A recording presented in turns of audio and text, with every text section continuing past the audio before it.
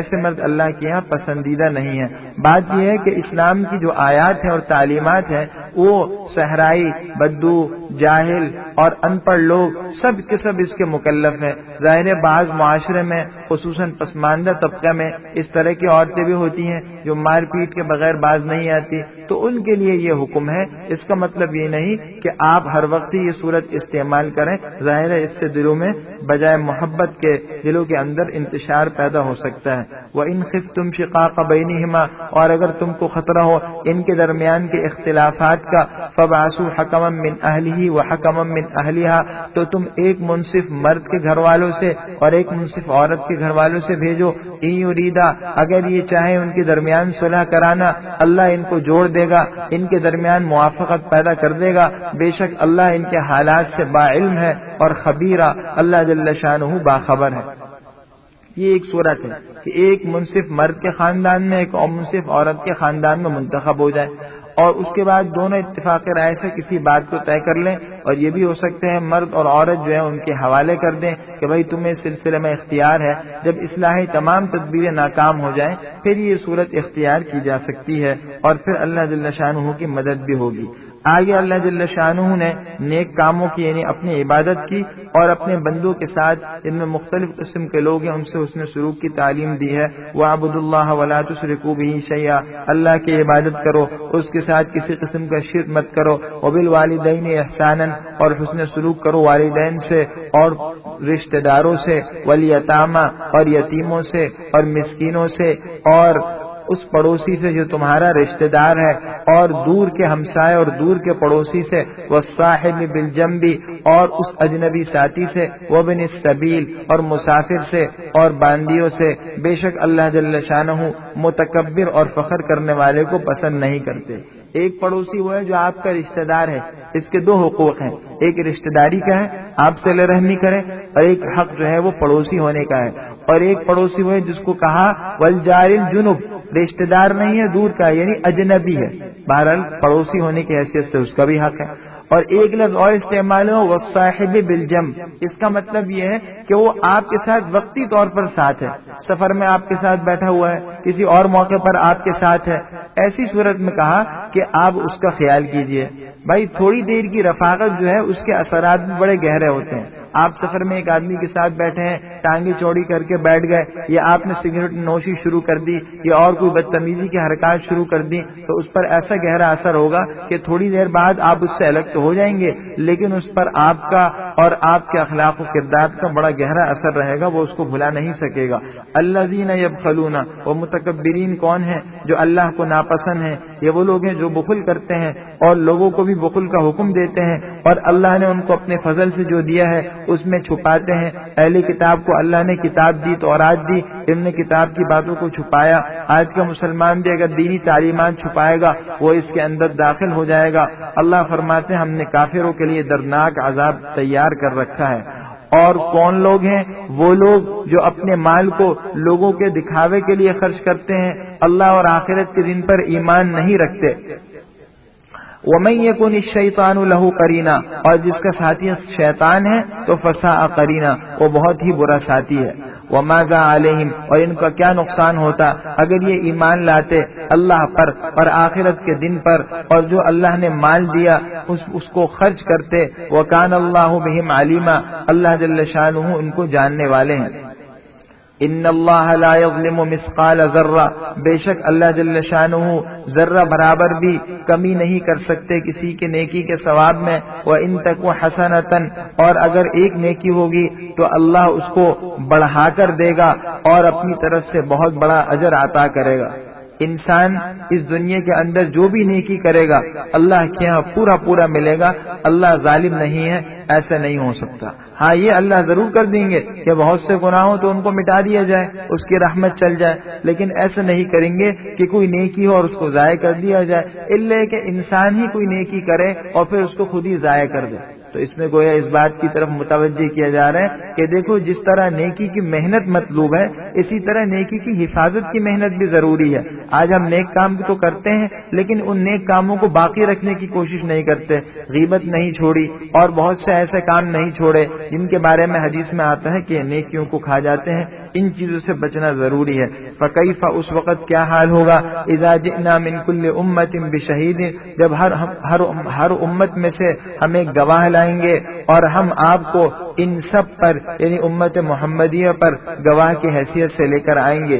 یومئذ یہ وہ دن ہوگا جس دن کافر لوگ اس بات کی تمنا کریں گے اور وہ لوگ بھی جن نے رسول کی نافرمانی کی تمنا یہ کریں گے کہ زمین ان پر مٹا دی جاتی یعنی ان کو مٹا کر زمین میں برابر کر دیا جاتا. ولا یکتمون اللہ حدیثا اللہ سے کوئی بات چھپا نہیں سکیں گے. جس میں آتا ہے کہ قیامت کے دن اگر ایک بکری نے دنیا میں کسی سینگ والی بکری نے بے سینگ والی بکری کو مارا ہوگا تو ان کو بھی لایا جائے گا اور ان کے درمیان پھر یہ معاملہ کیا جائے گا اور پھر حکم دیا جائے گا کہ مٹی ہو جاؤ. تو جب جانور مٹی ہوگا تو کافر تمنا کرے گا کاش میں بھی مٹی بن جاتا تاکہ میں اس عذاب سے بچ جاتا, لیکن اللہ کے عذاب سے نہیں بچ سکے گا. آگے حکم ہوتا ہے نماز سے متعلق یا ایھا الذین آمنوا اے ایمان والو لا تقربوا الصلاۃ وانتم سکارا نشے کی حالت میں نماز کے قریب مت جاؤ یعنی نماز کے قریب ایسی حالت میں مت جاؤ کہ تمہیں نماز کے آداب کا صحیح طور پر علم ہی نہ ہو. وانتم سکارا حتی تعلموا ما تقولون جب تک کہ تمہیں وہ بات معلوم نہ ہو جو تم پڑھ رہے ہو. انسان کو اتنا ہوش ہونا چاہیے. ولا جنوبا جنابت کی حالت میں بھی نماز کے قریب نہیں جا سکتے. الا عابر سبیل اللہ کہ تم مسافر ہو. مسافر کے لیے گنجائش ہے کہ وہ حالت جنابت میں بھی نماز پڑھ سکتا ہے بشرطے کہ وہ تیمم کر لے جس کا حکم آگے وضاحت سے آ رہا ہے. حتی تغتسلوا یہاں تک کہ تم غسل کر لو. وان کنتم مرضی اگر تم بیمار ہو او علی سفر یا مسافر ہو او جاء احد منکم من الغائط یا تم میں سے کوئی بیت الخلاء سے ہو کر آیا ہو.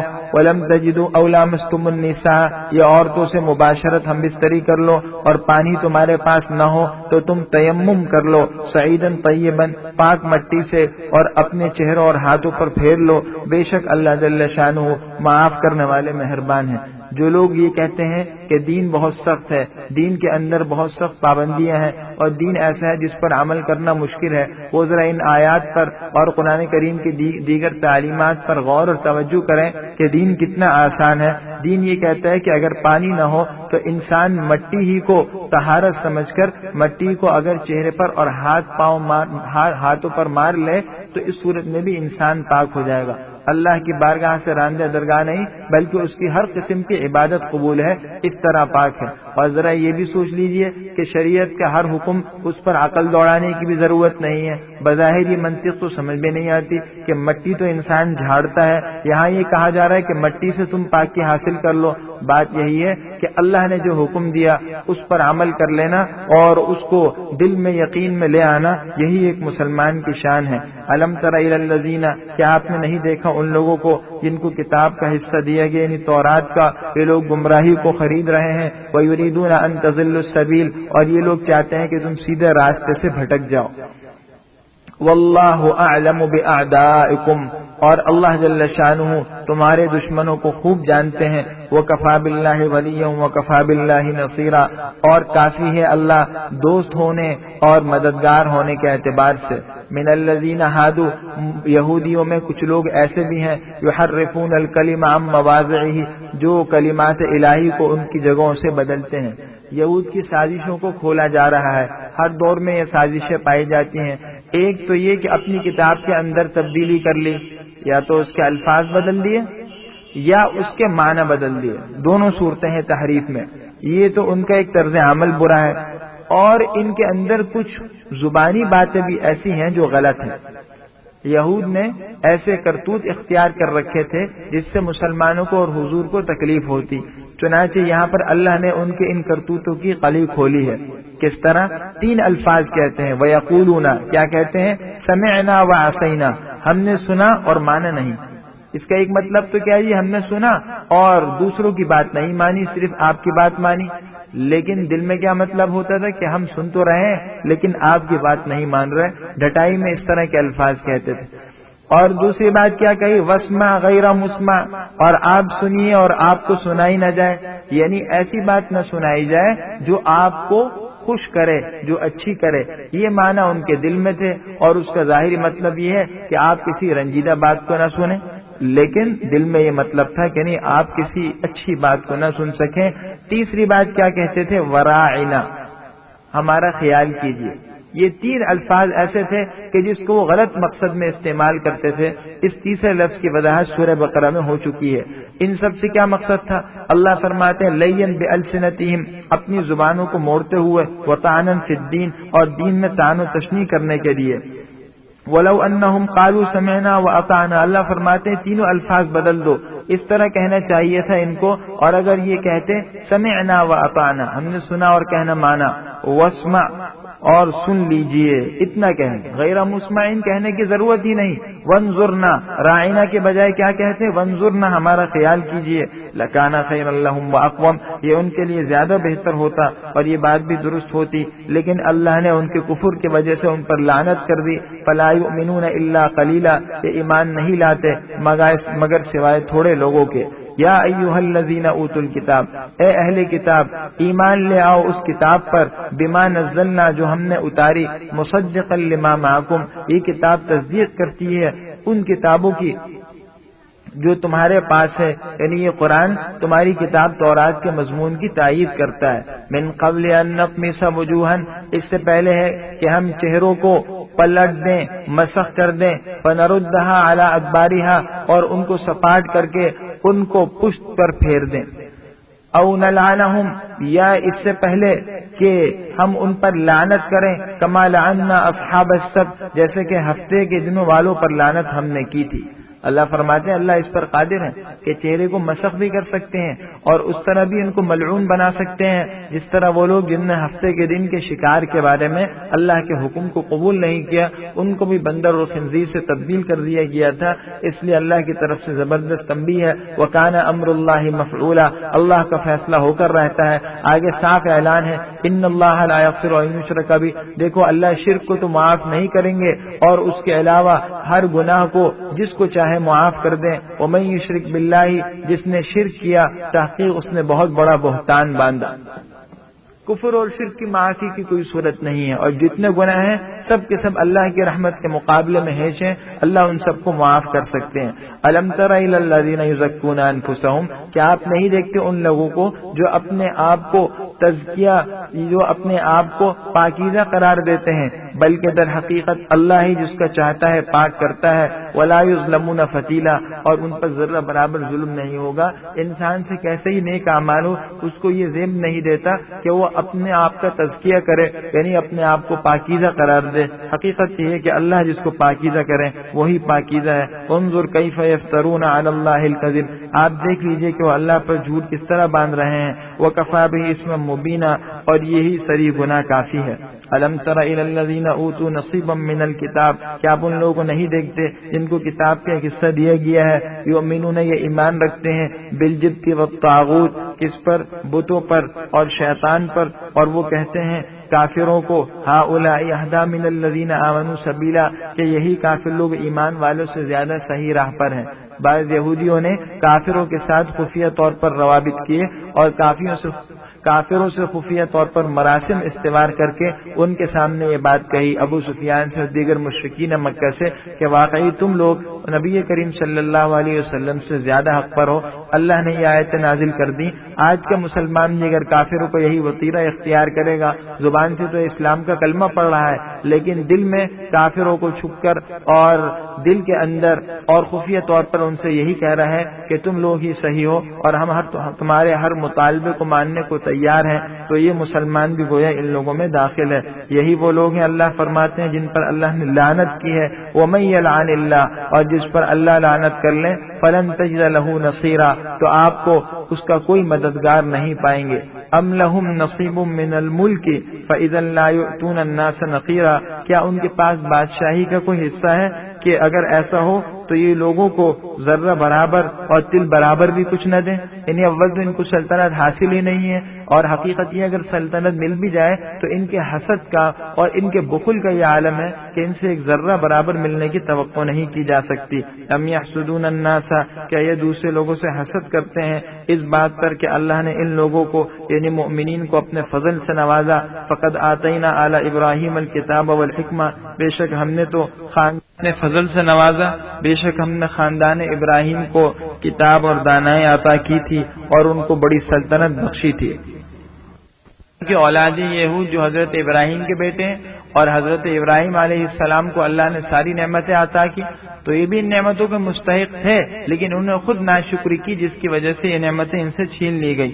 فَمِنْهُمْ مَنْ آمَنَ بِهِ، ان میں کچھ لوگ ایسے ہیں جو اس قرآن پر ایمان لائے، وَمِنْهُمْ مَنْ صَدَّ عَنْهُ، کچھ ایسے ہیں جو اس قرآن سے روکتے ہیں، اور کافی ہے جہنم، وَكَفَى بِجَهَنَّمَ سَعِيرًا، جو کہ دہکتی ہوئی آگ ہے۔ ان الذین کفروا، وہ لوگ جن نے ہماری آیات کا انکار کیا، ہم ان کو ڈال دیں گے آگ کے اندر، کلما نضجت جلودہم، ان کا حال یہ ہوگا کہ جب بھی ان کی کھالیں جل جائیں گی تو ہم بدل کر دوسری کھالیں دے دیں گے، لیذوقوا العذاب، تاکہ عذاب کا مزہ چکھتے رہیں۔ یعنی انسان کے جسم کا جو حصہ ضائع ہوگا فوراً وہ حصہ دوبارہ آ جائے گا تاکہ تکلیف بڑھتی رہے اور تکلیف کم نہ ہو۔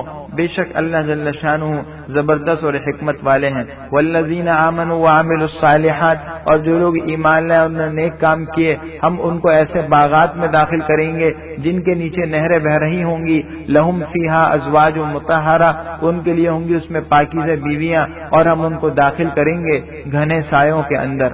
ان اللہ یأمرکم، بے شک اللہ تم کو حکم دیتا ہے کہ تم امانتیں ادا کرو اس کے حقداروں کو، وَإِذَا حَكَمْتُمْ بَيْنَ النَّاسِ، اور جب تم لوگوں کے درمیان فیصلہ کرو تو انصاف سے فیصلہ کرو، بے شک اللہ جل شانہ تمہیں بہت ہی اچھی نصیحت کر رہے ہیں، اور بے شک اللہ سننے والا اور دیکھنے والا ہے۔ اللہ نے بندوں کو متوجہ اس بات کی طرف کیا ہے کہ دیکھو امانتوں کی ادائیگی کا خیال کرنا۔ امانت کا ایک مفہوم تو وہ ہے جو بالکل واضح ہے کہ اگر کوئی آدمی کسی کے پاس کوئی مال رکھواتا ہے، کوئی چیز بطور حفاظت کے رکھواتا ہے، تو اس کی ذمہ داری ہے کہ وہ اس میں خیانت نہ کرے، نہ اس کو استعمال کرے، نہ اس میں کمی کرے، اور مقررہ وقت پر ادائیگی میں ٹال مٹول مت کرے۔ لیکن اس سے ہٹ کر شریعت کے ہاں امانت کا ایک بڑا وسیع مفہوم ہے، وہ یہ ہے کہ ہر انسان کو اللہ نے جو ذمہ داری دی ہے اور اس پر جو حقوق ہیں ان کو وہ حقوق ادا کرنے چاہیے۔ چنانچہ موجودہ معاشرے میں دیکھیں اور موجودہ حالات میں دیکھیں کہ اگر کوئی شخص حاکم ہے تو ظاہر سی بات ہے وہ بھی امین امانت دار ہے۔ رعایا کے حقوق کا خیال کرنا اور ان کی جانوں کا تحفظ اور ان کو بنیادی حقوق فراہم کرنا یہ حکومت کا اور اراکین مملکت کا حق ہے۔ اسی طرح اگر کوئی شخص کسی صوبے کا گورنر ہے تو اس صوبے سے متعلق تمام امور اس کی ذمہ داریوں میں آتے ہیں۔ اگر ایک شخص آقا ہے تو وہ غلام کا حاکم ہے، شوہر اپنی بیوی کا حاکم، بچوں کا حاکم ہے، لہذا اس کے ذمہ ہے تو وہ بیوی بچوں کے حقوق کا خیال کرے۔ بہر صورت یہ حقوق ادا کرنے ضروری ہیں۔ دوسری بات یہ حکم دی کہ دیکھو انصاف سے فیصلہ کرنا۔ اسلام در حقیقت عدل و انصاف کا حکم دے رہا ہے۔ یہاں ایک بات ذہن میں رکھنی چاہیے کہ امانت کی ادائیگی، عدل و انصاف کا لحاظ، شریعت نے اس بات کا حکم دیا ہے کہ ہر آدمی انفرادی طور پر اس کا ذمہ دار ہے، کیونکہ جب ہر آدمی انفرادی طور پر یہ ذمہ داری سمجھے گا اور اس بات کو اپنے ذہن میں جمائے گا کہ میں نے امانت ادا کرنی ہے، دوسرے کا حق ادا کرنا ہے اور عدل و انصاف سے کام لینا ہے، تو خود بخود سارے افراد ایک دوسرے کے حقوق کا خیال کریں گے اور معاشرہ وجود میں آ جائے گا۔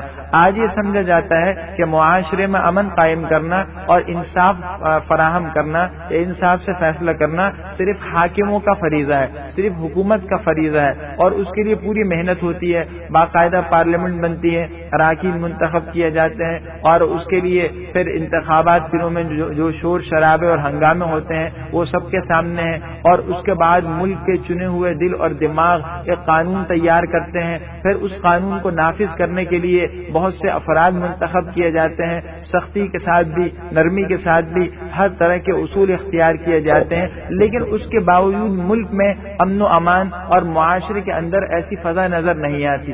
اس کی وجہ کیا ہے؟ اس کی وجہ یہی ہے کہ ہر انسان کے دل میں انفرادی طور پر یہ خیال نہیں ہے کہ وہ امانت کی ادائیگی کا اور عدل و انصاف قائم کرنے کا ذمہ دار ہے۔ اسلام یہ چاہتا ہے بجائے اس طرح کے جھمیلوں کے اور اتنی زیادہ کوششوں کے، اگر انسان انفرادی طور پر یہ پختہ طور پر ارادہ کر لے کہ میرا ہر ایک کے ساتھ امانت اور عدل کے اعتبار سے معاملہ درست ہوگا، تو پھر یہ اس طرح کے سخت قانون تیار کرنے کے اور نہ ان کو لاگو کرنے کی ضرورت پڑیں گے، ورنہ ہو گئی کہ ساری محنت اسی پر صرف ہو جائے گی، خدا کا خوف دل میں نہ ہونے پر امانت اور عدل و انصاف قائم ہو ہی نہیں سکے گا۔ اور تاریخ گواہ ہے کہ ڈنڈے کے زور پر اور قانون کے زور پر کبھی کوئی چیز اور خصوصاً امن و امان نافذ نہیں ہو سکتی۔ امن و امان تو جب ہی نافذ ہو سکتا ہے جب ملک کے شہری اور علاقے کے رہنے والے خود دل میں اس کی ضرورت محسوس کریں اور ہر ایک دوسرے کو اس کے پورے حقوق ادا کرے۔ فرماتے ہیں یا ایھا الذین آمنوا، اے ایمان والو،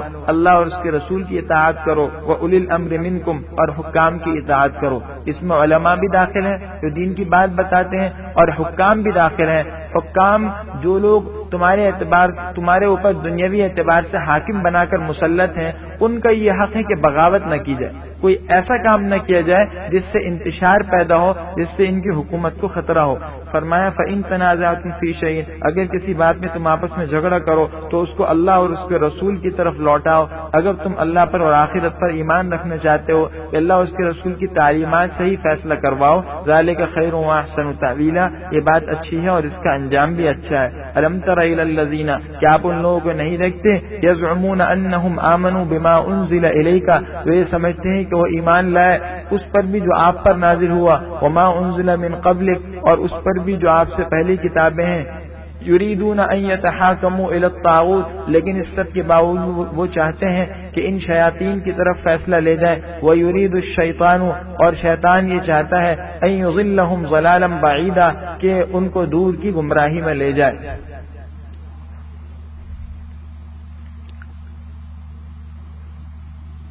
کچھ منافقین اور یہودیوں کا یہ چکر ہو گیا کہ انہوں نے یہ اس طرح کا معاملہ کیا، ہوا یہ کہ ایک منافق اور یہودی کا جھگڑا ہو گیا۔ حضرت عمر رضی اللہ عنہ کے پاس گئے تھے اور منافق کی یہی خواہش تھی کہ حضرت عمر کے پاس جائیں۔ پہلے یہ لوگ نبی کریم صلی اللہ علیہ وسلم کے پاس گئے، منافق تیار نہیں تھا کیونکہ وہ حق پر نہیں تھا، لیکن بہرحال جب یہ تیار ہو گیا تو حضور نے یہودی کے حق میں فیصلہ کر دیا۔ اس کی وجہ یہی تھی کہ یہود حق پر، جب یہودی حق پر تھا اس کے حق میں فیصلہ ہو گیا تو اب اس کے بعد پھر یہ سلسلہ ہوا کہ یہ لوگ پھر حضرت عمر کے پاس جانے کا ارادہ کرنے لگے، اور منافق کا اس پر اصرار تھا، اس کا خیال یہ تھا کہ حضرت عمر چونکہ یہود کے مقابلے میں بہت سخت ہیں اس لیے وہ میرا خیال رکھیں گے۔ حضرت عمر کے پاس گئے، سارا واقعہ بیان کیا۔ حضرت عمر نے فرمایا کہ حضور یہ فیصلہ فرما چکے تھے اور حضور نے اس یہودی کے حق میں فیصلہ کیا تھا۔ کہنے لگا بالکل ایسا ہی ہے۔ چنانچہ حضرت عمر گھر کے اندر گئے اور تلوار لائے اور تلوار سے منافق کی گردن اڑا دی کہ جو اللہ کے رسول کا حکم نہ مانے تو اس کے لیے پھر فیصلہ تلوار ہی ہے۔ بہرحال حضور کے پاس گئے، یہ منافقین جھگڑا کیا، قرآن نے آیتیں نازل کی جس میں حضرت عمر کی برات کا اعلان کیا اور بتا دی کہ انہوں نے بالکل صحیح فیصلہ کیا ہے کہ جب اللہ و رسول کا فیصلہ ہو گیا تو اس کے بعد کسی اور طرف جانے کی کیا ضرورت ہے۔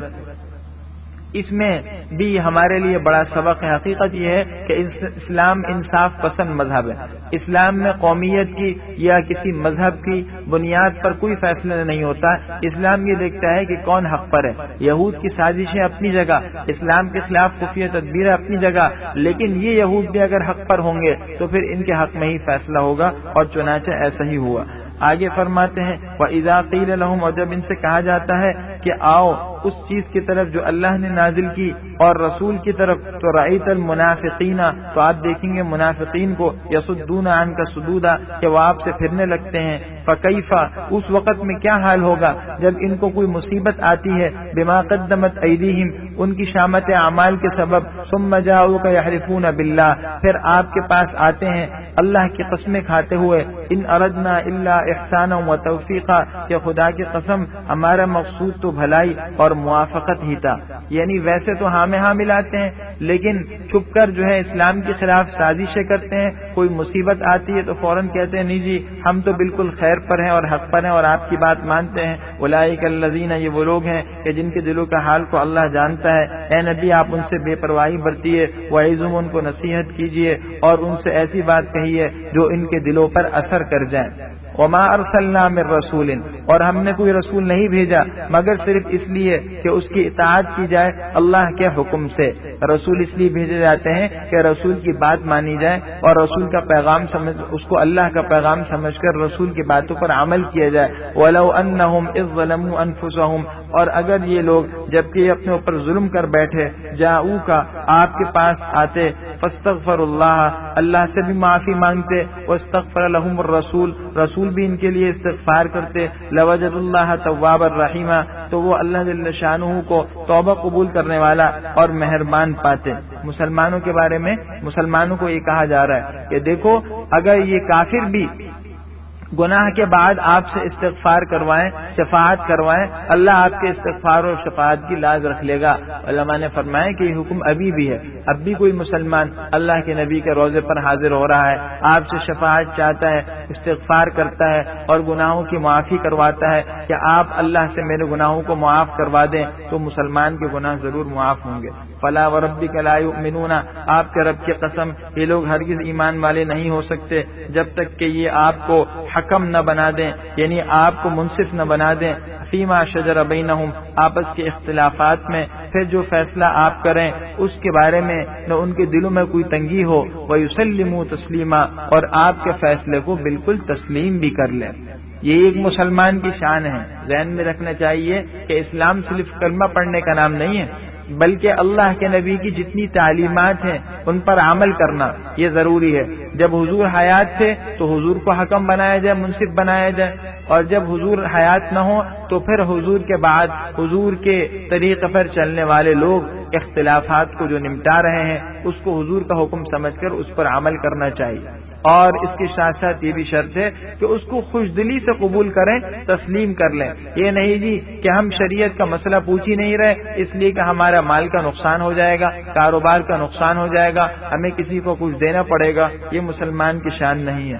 آگے ارشاد فرماتے ہیں وَلَوْ أَنَّا كَتَبْنَا عَلَيْهِمْ، اگر ہم انہیں حکم دیتے أَنِ اقْتُلُوا أَنفُسَكُمْ کہ تم اپنے آپ کو قتل کر ڈالو یا اپنے گھروں سے نکل جاؤ، تو نہیں کرتے مگر ان میں سے بہت سے تھوڑے لوگ۔ وَلَوْ أَنَّهُمْ فَعَلُوا مَا يُوعَظُونَ بِهِ، اور اگر یہ اس نصیحت پر کاربند ہو جائیں تو یہ ان کے لیے بہتر بھی ہے اور ان کے دلوں کی اطمینان کا ذریعہ بھی ہے۔ وَإِذًا لَّآتَيْنَاهُمْ، اور اس وقت ہم ان کو اپنی طرف سے بہت بڑا اجر عطا کریں گے، وَلَهَدَيْنَاهُمْ، اور ہم ان کو رہنمائی کریں گے بالکل سیدھے راستے کی۔